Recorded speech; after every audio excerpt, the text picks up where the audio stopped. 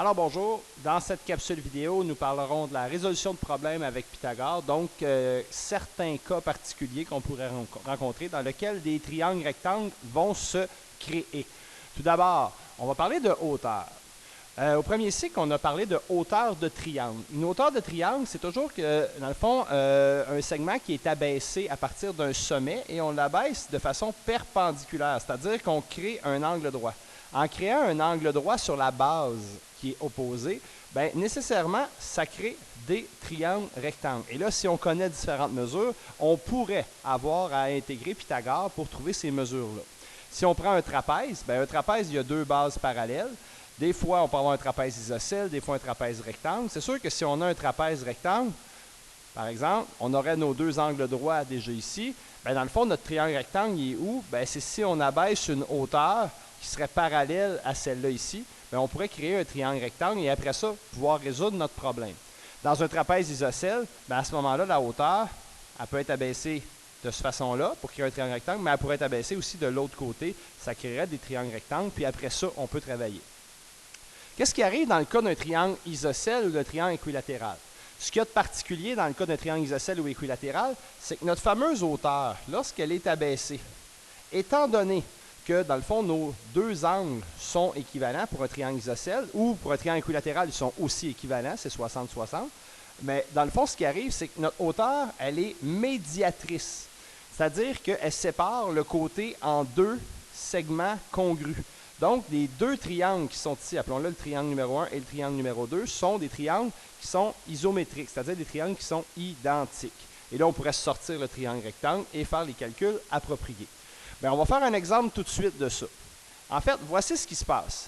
Si on a un exemple comme, quel est l'aire, on est en train de parler d'aire, d'un triangle équilatéral dont le périmètre est de 72. Bien, première étape, on va se faire un dessin. Donc, à l'œil comme ça, je me fais un dessin de triangle équilatéral. Donc, mes trois côtés doivent être isométriques. Ces trois côtés-là, comme ils sont isométriques, et je connais le périmètre, j'ai un périmètre qui est égal à 72. Donc, si j'ai un périmètre égal à 72 et que mes trois côtés sont identiques, bien, je pourrais commencer par faire 72 divisé en 3 et j'obtiendrai 24 cm par côté. Fait, étape 1, je sais que j'ai 24 ici, je sais que j'ai 24 en bas et j'ai aussi 24 cm ici. La question est la suivante. Quelle est l'aire d'un triangle? Bien, si je cherche l'aire d'un triangle, la formule que je dois utiliser, c'est la base multipliée par la hauteur et je vais diviser par 2. Bon, bien, au niveau de la base, ma base, je n'ai pas de problème, elle est ici. Donc, la base de mon triangle, c'est 24. Je vais multiplier par la hauteur et je vais ensuite diviser par 2. La hauteur, malheureusement, je ne la connais pas. Elle est ici. Donc, je vais l'abaisser. Et ce qu'il y a de particulier, c'est qu'en abaissant ma hauteur, la partie de gauche et la partie de droite sont isométriques parce que la hauteur, c'est une médiatrice, c'est-à-dire elle arrive en plein centre du côté opposé et elle sépare le côté en deux parties congrues. Donc, si elle sépare le côté en deux parties congrues, ça veut dire que mon 24 peut se diviser en deux et j'obtiens 12 cm de chaque côté. Donc, ça ici, c'est la moitié de 24. Dans le fond, c'est 12 cm. Ce que ça fait que maintenant, j'ai un triangle. On va prendre le triangle qui est là, puis on va le sortir. Donc, je vais le sortir. Je vais l'amener ici. Et ce triangle rectangle-là, qu'est-ce qu'on connaît? Bien, on connaît son hypoténuse qui est de 24 cm et on connaît sa base qui est 12 cm, c'est-à-dire une des cathètes. Et là, je vais pouvoir aller chercher la hauteur que j'ai besoin et la ramener ici, dans ma formule pour trouver l'aire. Donc, pour trouver ça, je vais utiliser la formule de Pythagore, C2 égale A2 plus B2, donc la relation de Pythagore, qui dit qu'en fait, le plus long côté au carré est toujours égal aux deux cathètes au carré. Et là, mon inconnu, c'est une des cathètes. Donc, 24 fois 24, j'arrive à 576, égale à 144, plus B à la 2. Je vais isoler, dans le fond, mon B. J'enlève le 144 de chaque côté de l'égalité, ce qui me fait B au carré égale 432. Et finalement, je vais faire la racine carrée. La racine carrée, pour quelle raison? Bien, pour annuler mon à la 2. Je vais juste me déplacer un petit peu ici. Ça me donne donc B environ, parce que là, je vais faire racine de 432. Et racine de 432, racine carrée de 432, me donne environ 20 20,79 et ce sont des centimètres. Donc, ma hauteur, elle est d'environ 20,79. Je vais la rapporter dans ma formule d'air. C'est un environ. Donc, je vais mettre maintenant environ ici. Et réponse, il me reste simplement à 20,79 que je multiplie par 24 et je divise par 2 pour obtenir 249 et 48 centièmes. Et ce sont des centimètres carrés parce que c'était l'aire d'un triangle.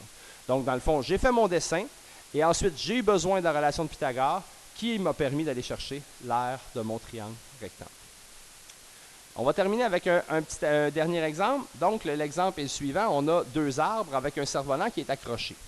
Donc, on va essayer de voir où se cache le triangle rectangle là-dedans. Trouve la longueur de la corde du cerf-volant qui relie les sommets, donc la partie supérieure, des deux arbres ci-dessous, sachant que le gros arbre a une hauteur de 21. Ça veut dire que dans le fond, de là à là, j'ai 21 mètres. Le petit arbre a une hauteur de 13, donc de là à là, j'ai une hauteur de 13 mètres. Et que la distance au sol entre les deux arbres est de 25. Donc de là à là, j'ai 25 mètres. Arrondis ta réponse au centième près. Comme on cherche la longueur de la corde, en fait, on est à la recherche, je vais le changer de couleur, je vais le mettre en rouge par exemple. Je suis à la recherche de cette longueur-là. Cette longueur-là, pour l'instant, c'est un peu le côté oblique, si on veut, d'un trapèze qui serait couché sur le côté. Donc, pour y arriver, moi, ce que je vous propose, je vous propose d'abord de tirer une ligne parallèle à la base, au 25. Si je tire une ligne parallèle, en tirant une ligne parallèle, qu'est-ce qui se passe? Je viens de créer, comme on suppose que nos deux arbres sont droits, comme j'ai un angle droit ici, parce que je suppose que mes deux arbres sont droits, nécessairement, j'ai un angle droit ici. Ça veut dire que j'ai 25 mètres de large ici. Et dans le fond, je vais pouvoir aller chercher ça. Mais pour aller chercher ça, il me manquerait un côté. Parce que là, j'ai un triangle rectangle dans lequel, mon triangle rectangle, je peux le sortir. Pour l'instant, on cherche la longueur de la corde. J'ai 25 mètres. Mais il me manque un côté. Ce côté-là ici, en fait, c'est quoi? Ça se trouve être le 21 mètres au complet. Puis si j'enlève le 13 mètres qui est en bas, donc dans le fond, pour le trouver, je vais faire 21 mètres. J'enlève le 13 mètres. Ça veut dire que dans le fond, le gros arbre est 8 mètres de plus long que le petit. Et là, je vais pouvoir appliquer ma formule de Pythagore, c'est-à-dire C au carré égale A au carré plus B au carré, pour aller chercher la longueur de la corde que je cherche, la longueur du cerf-volant en fait. C'est l'hypoténuse qu'on recherche, donc 8 au carré plus 25 au carré. C au carré est donc égal à 64 plus 625.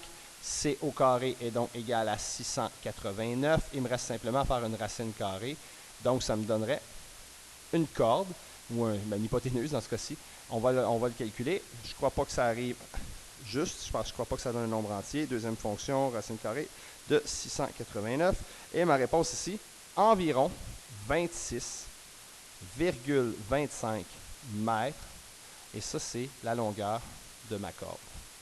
Alors voilà, c'est de cette façon-là qu'on peut utiliser Pythagore pour résoudre différents problèmes. Évidemment, il y a plein d'autres situations, on va en avoir d'autres cette année, mais c'est des exemples qui utilisent la relation de Pythagore.